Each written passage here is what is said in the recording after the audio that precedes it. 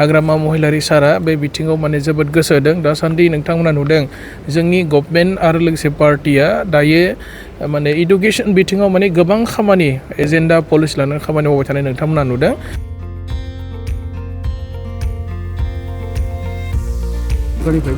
NEP 2020 New Education Policy 2020 बेखौ लानानै 3-day workshop काम माने ट्रेनिंग बे हाबाफारिखौ दाख्लैबावै 20 तारिखाव मोनसे मिटिं जादोंमोन हाग्रामा महिलारि सारा बेनि कमप्लिट मोनसे एरेन्जमेन्ट खालामनांगौ होननानै बिथोन होनायलाय जोंनि इडुकेसन डिपार्टमेन्ट BTC सरकारनि आरो लोगोसे बड'लेण्ड इउनिभार्सिटि रेजिस्टार बिथांजों आङो कोअर्डिनेट खालामनानै बे हाबाफारिखौ एरेन्ज खालामनायनि दायित्व दंमोन चिफ सारा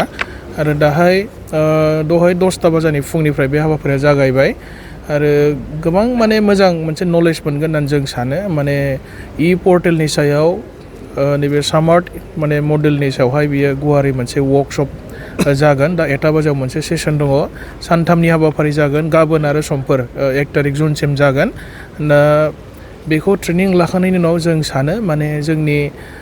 जितु एग्जामिनेशन सिस्टेम सिलेबास बेनि सायाव जितु सावरायलायनाय जागोन सामार्ट पर्टेलनि सायाव गुवारै सावरायलायनाय जागोन जोंनि BTC ओनसोलनि इडुकेसन सिस्टेमा आरोबाव आपग्रेड जागोन होननानै आं सानो आरो इन फिउचाराव जोङो साबसिननिख्रुइ साबसिन माने जोंनि जाखांबोनाय स्टुडेन्टफोरनो माने मोजां मोनसे सोलोंथाइनि बेबस्था खालामनानै होनो हागोन डिजिटेलाइज सिस्टेमाव जोंहा माने स्टुडेन्ट लोगोसे टिचार्सफोरा माने आरोबाव आपग्रेड जागोन आं बेखौ सानो हाग्रामा महिलारि सारा बे बिथिङाव माने जोबोद गोसो होदों दासान्दि नोंथांमोना नुदों जोंनि गभर्नमेन्ट आरो लोगोसे पार्टिया दायो माने इडुकेसन बिथिङाव माने गोबां खामानि एजेन्डा पलिसि लानानै खामानि मावबाय थानाय नोंथांमोना नुदों आरो दिनैनिफ्राय जागायनानै सानथामनि 3-day वर्कशॉप काम ट्रेनिं नैबे सामार्ट पर्टेलनि सायावहाय बेखौ नोंथांमोना खुंनाय नुदों आरो बेखौ जोङो माने आवगायाव जानाय बेबायदि माने ट्रेनिं प्रग्राम जाफेराखैमोन वर्कशॉप जाफेराखैमोन बेयो फर्स्ट टाइम बड'लेण्ड इउनिभार्सिटिनि आन्दाराव जादों आरो बेखौ खालामखांनायनि उनाव आरोबाव फार्दार मा खामानि मावबावनांगौ दङ इडुकेसननि बिथिङाव जोङो डिपार्टमेन्टेल दायित्व थानाय एक्सपार्टफोरजों सावरायलायनानै आरोबाव हाबाफारि लाबावगोन आरोखि इन फिउचार एडुकेसन सेक्टरावहाय सिगांनि समाव जे सिगांनि सुपार 50 मुङै बड'सा सुपार 50 मुङै APSC UPSC आनजादनि थियारि खालामदोंमोन नोंथांमोननि सरकारनि जोंना